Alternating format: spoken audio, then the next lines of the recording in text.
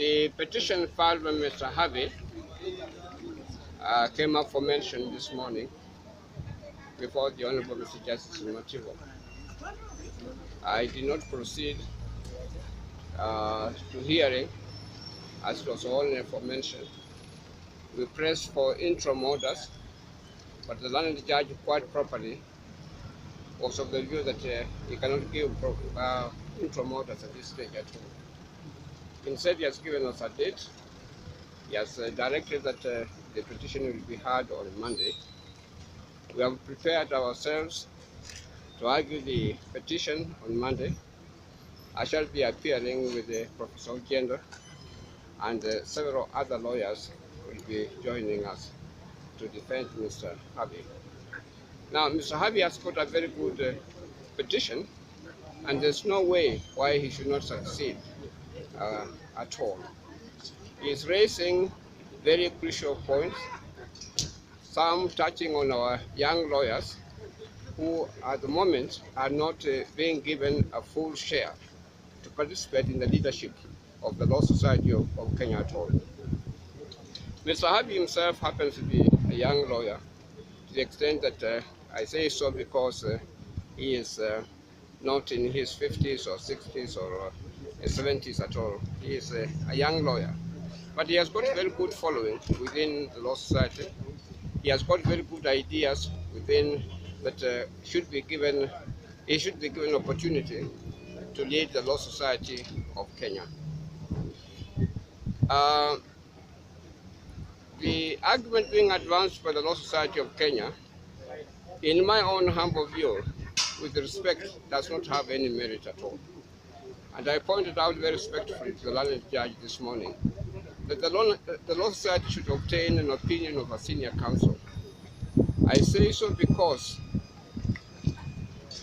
when the statute says that a lawyer should have the equivalent of qualifications for a Supreme Court judge, it does not necessarily follow that he must have the 15 years.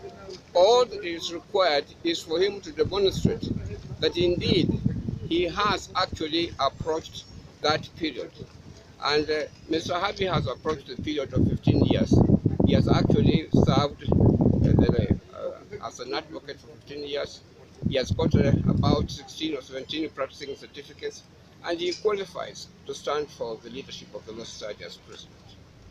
We are hoping that we shall be able to persuade the learned judge so that Mr. Havi can proceed and campaign, and we are sure that Mr. Havi will be able to succeed and become our next president of the Law Society of Kenya.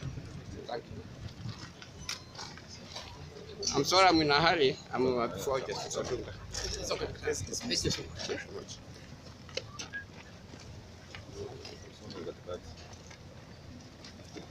Where is the speech? I'm fire and fury. What's up? You have to come in between. Some.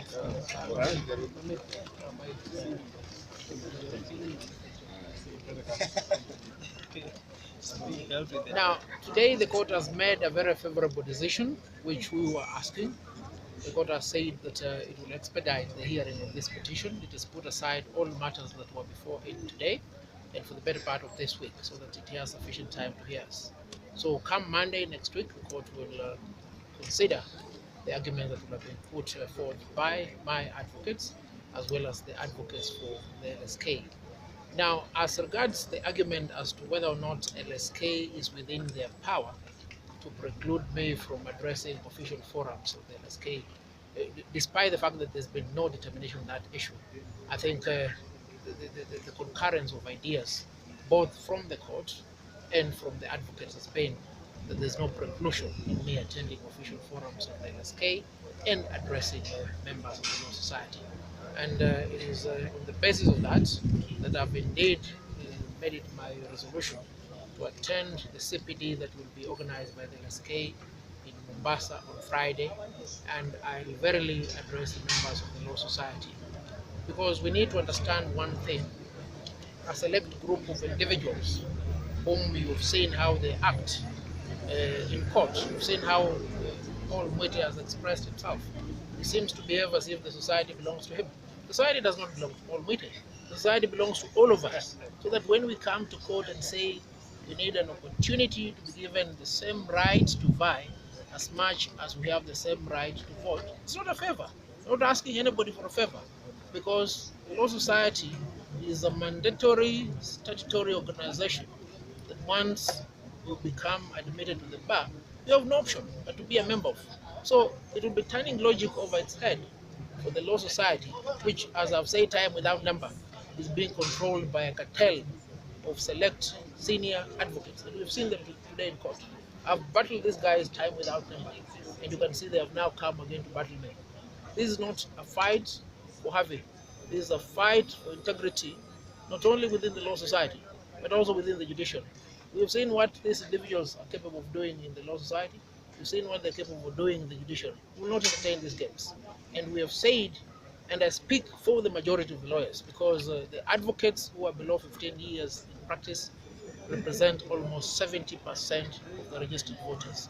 And it should not be seen as if the young ones want to take over from the old ones.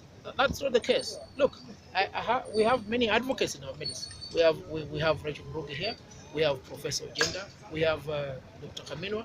These are people who stand for Brave New Bar. They stand for age limit must fall because they understand that for there to be a rejuvenation of the society, there must be transition in leadership. And we can't have transition in leadership when individuals like Paul Mwite, who are chairman of the Law Society when I was in primary school, still want to control the Law Society. You understand?